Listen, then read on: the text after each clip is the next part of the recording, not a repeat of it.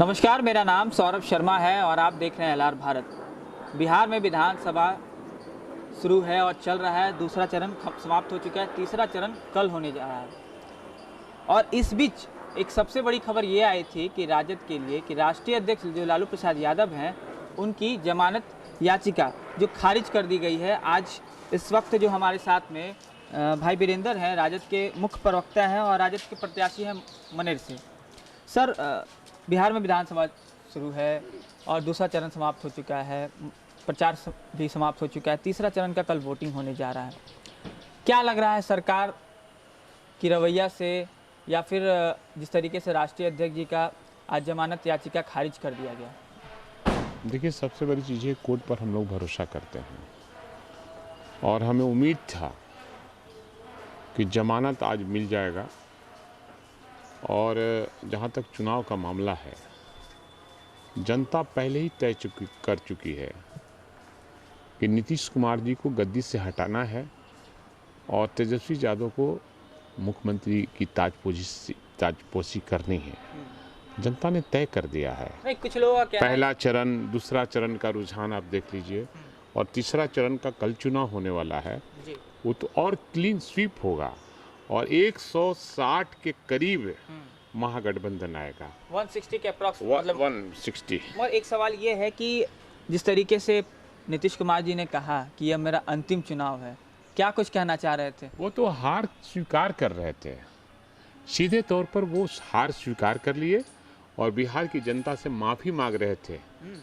और तेजस्वी यादव की ताजपोशी का उनको लगता है कि आगाज हो गया है, इसलिए वो बढ़िया बिस्तर भी एक अन्य मार्ग से बांध रहे हैं। अच्छा, तेजस्वी यादव हमेशा कहते हैं कि 10 लाख जो रोजगार देंगे, हमारी पहली कैबिनेट में सिग्नेचर करके हम 10 लाख रोजगार देंगे। वो सर रोजगार कहाँ से आएगा? देखिए, वो कहाँ से देंगे आप देखते रहिए। वो 3 करोड़ कहाँ से जाए।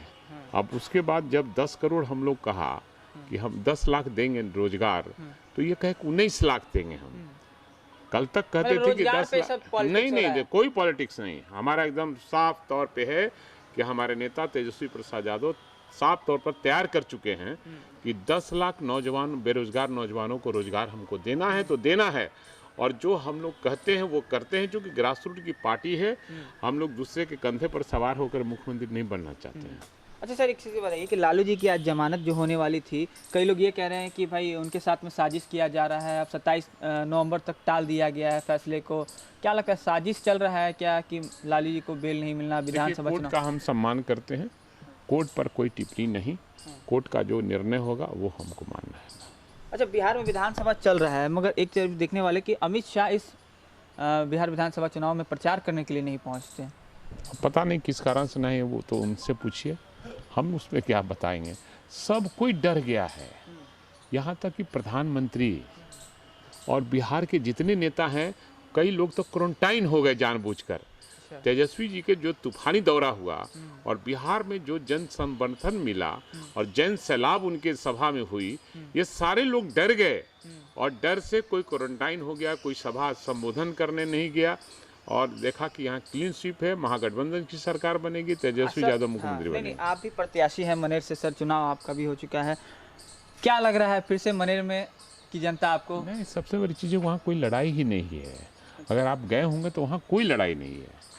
भाई वीरेंद्र अपनी पहचान और लालू प्रसाद यादव का संदेश, तेजस्वी यादव का साथ ही हमारा वहाँ सबसे बड़ा चुनाव का कारण बना। निखिल आनंद तो कह रहे हैं कि भाई, अरे भाई, अब कौन क्या करता है उसके बारे में नहीं लिखा चाहता, लेकिन वहाँ कोई लड़ाई हमसे नहीं है। आप कितने मतों से जीतने वाले हैं?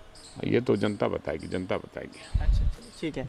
तो ये भाई वीरेंद्र से साफ तौर पे कह रहे थे कि बिहार में क्लीन स्वीप करने जा रहा है राजद और महागठबंधन 160 सीट लेके आने वाला है। और लालू प्रसाद यादव की बेल पर कोई टिप्पा टिप्पणी नहीं किया जा सकता क्योंकि कोर्ट का मसला है।